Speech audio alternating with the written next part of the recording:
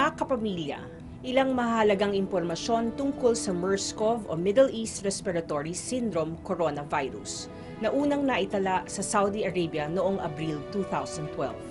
Iba ito sa virus na sanhi ng SARS o Severe Acute Respiratory Syndrome. Para maiwasan, ugaliing maghugas ng kamay, takpan ng ilong at bibig gamit ang panyo o tissue sakaling may umubo o bumahing na katabi. Palakasin ang resistensya sa pamamagitan ng pagtulog ng 8 oras, pag-inom ng maraming tubig, pag-ehersisyo at pagkain ng masustansyang pagkain.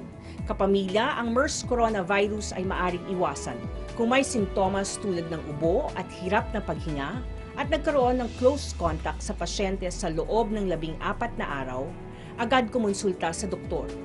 Ito po si Dr. Luisa, ang inyong pong kaakibat sa kalusugan at sa public service dito sa DZMM Teleradyo.